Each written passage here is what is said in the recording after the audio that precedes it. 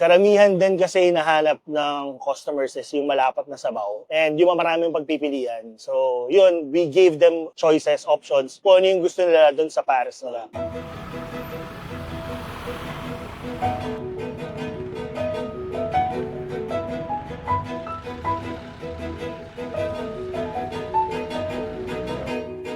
Yun yung pinagkaiba namin sa ibang pares. Hindi kami yung typical na matamis dark sauce.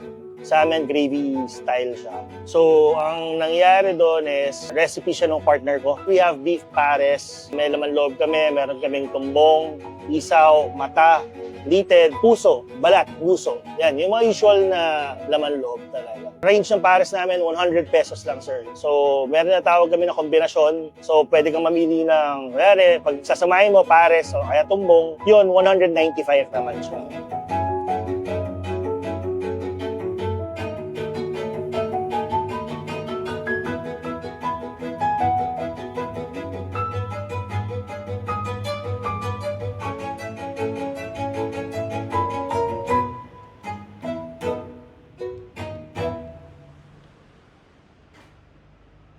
Ang kaka-launch lang namin is yung Pigar-Pigar. So far, binabalik-balikan siya ng tao. Nagulat din sila, na-expose sila sa Pigar-Pigar kasi di naman lahat alam yun eh. Pigar-Pigar, it's a cara beef na may repolyo, may sibuyas. So stir-fry lang siya, mabilis lang siya lutuin. 3 minutes, tapos na yan eh.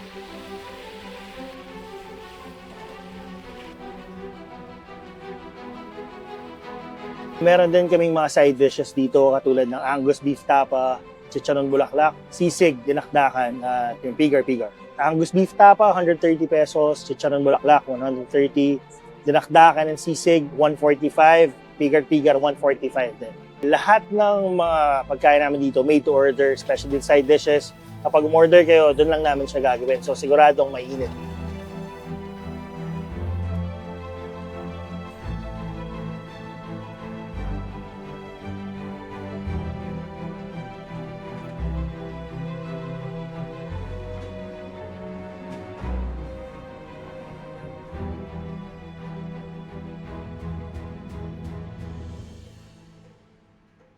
Hi, ako si Mel Anthony Arcangel. Ako ang may-ari ng El Patron Wallace Pares. Nagsimula kami noong September 2023. Maliit lang eh. Actually, dyan sa garahe namin. Katabi na itong mismong store natin. So we started with a cart talaga. Tapos dalawang lamesa lang.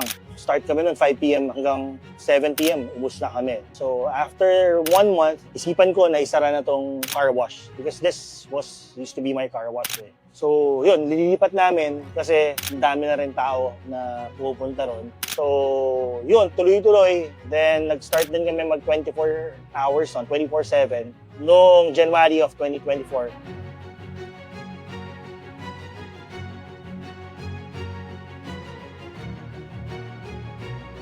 So, right now, we have meron kaming 7 branches so far. Kakabukas lang ng Santa Mesa and Tagaytay. Meron din kami sa Naga, Sangli, Cavite, Panya, Las Piñas also. Super okay siya, kaso kailangan mo talagang tutukan. Hindi ka pwede na, hindi mo siya tututukan, hindi ka pwedeng hindi hands-on pagdating sa negosyo. Kailangan talaga maging visible ka sa mga tao, sa staff. Yun lang naman actually, lagi ko sinasabi sa mga gusto magnegosyo, kailangan hands-on ka. Laging tutok talaga. Siguro nakikita nila na consistent kami sa ginagawa namin, sa pagkain namin. We see to it na ito talaga yung lasa. Hindi mo pwedeng mabago, hindi mo pwedeng bara-bara lang. Lahat yan naka-portion. Talagang when it comes dun sa ginagawa namin, sa pagkain namin, talagang pina-perfect namin yan. Hindi kayo papayag na okay na yan, pwede na yan. We see to it na perfect na siya.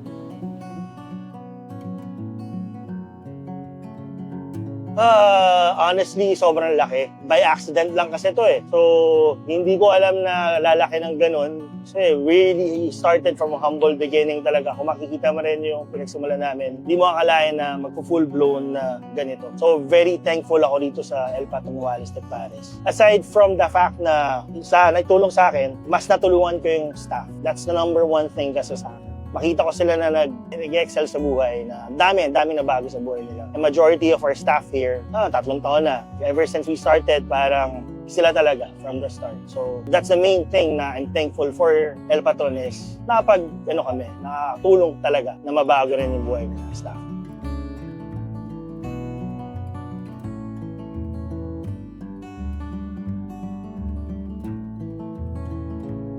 Asahan ng mga tao sa pares namin is, of course, quality. And we see to it na malinis. Yun naman yung, para sa akin, we started it, number one thing sa akin yun eh. Para ma-feel ng mga kumakain dito na, uy, ano to, diba? Malinis. I'm not saying na madumi yung mga ibang pares ha. It's just that na ma-feel nila yung, okay dito, nakaupo sila, di naka-plastic yung mga utensils, di sila naka-disposable. Kahit 100 pesos lang, I mean, masaya sila na parang, uy, okay dito ha. Yun lang yung sa akin. Yung Wala Stick Pares, actually madami na siyang marami ng variations, madami na nag-try all around the metro. Pero yun lang masasabi ko, kami lang yung until now nandito pa rin, saka patuloy na tinatangkilik.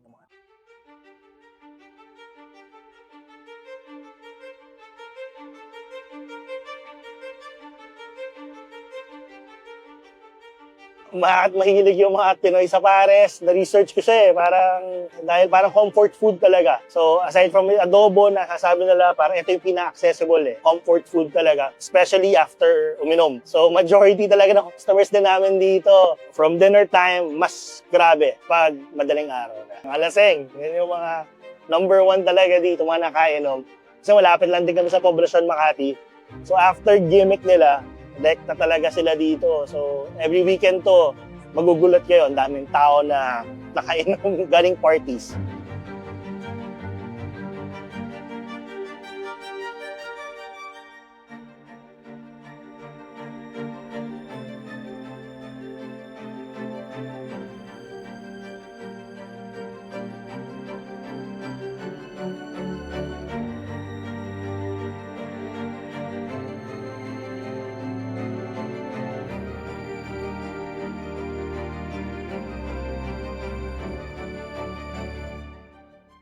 Maraming salamat sa mga customers namin na patuloy kami tinatangkilik. And sana yung mga hindi pa nakakasubok dito, punta kayo dito, subukan nyo.